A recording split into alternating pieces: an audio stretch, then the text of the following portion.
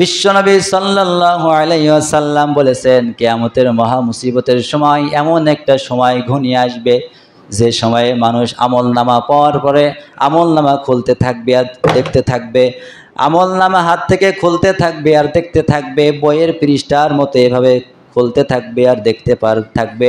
আমি চুরি করি নাই, আমার জীবনে চুরি নাই, কিন্তু আমার আমলনামার ভিতরে চুরির গুনাহ আছে। এই দেখেন এভাবে লেখা আছে না, সে জীবনে চুরি করে নাই, দেখবি আমার চুরির গুনাহ আছে।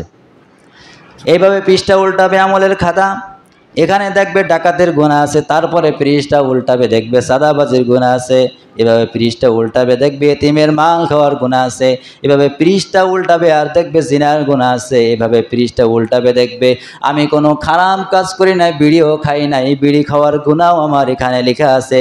বিশ্বনবী সাল্লাল্লাহু আলাইহি সাল্লামকে জিজ্ঞাসা করা হলো, এই সমস্ত পাপ কাজ যদি আমরা না করি আমাদের কেন দেখানো হবে? আল্লাহ তাআলা তখনই জবাব দিবে, বান্দা তুমি তো পাপ কাজ করনি, আমি আল্লাহ সেটা ভালো জানি। তুমি তো চুরি করনি, আমি আল্লাহ সেটা ভালো জানি। জিনা করনি, আমিও জানি। তুমি চাঁদাবাজি করনি, সেটা আমিও জানি। কিন্তু সমাজে এমন মানুষকে সাপোর্ট করেছিলে, সেই সমস্ত মানুষের ভিতরে এমন কার্যকলাপ থাকার কারণে পার্সেন্টেজ সওয়াব বা গুনাহ তোমার এই আমল নামায় হাজির হয়েছে। বলেন নাউজুবিল্লাহ। হাদিসকে আমি বানালাম। এভাবে আমাদের চলতে হবে, আমাদের চোখটা দু চোখ মেলে দেখতে হবে। আল্লাহ দিয়ে চোখ দিয়ে আল্লাহর জীবনটা আমরা দেখব। কিছু কিছু লোক আছে বলে, আল্লাহ বলেছে আমার সৌন্দর্য উপভোগ করো। আল্লাহ আমাদের চোখ দিয়েছে, আমার চোখ দিয়ে সৌন্দর্য উপভোগ করো, এই জন্য আপনি বেগানা নারীর দিকে তাকাই, ও তো সৌন্দর্য। এখন কথা হইল নাকি? বলে মেয়েরা যায় সুন্দরী, সুন্দরীতে দেখবো না তো কী করবো? আল্লাহ বলছে একবার দেখবা, দেখার পরে চোখ নিম্নগামী করবা, তোমাদের জন্য এটা পর্দা করা ফরজ। কিন্তু বলছে না আমি দেখবো।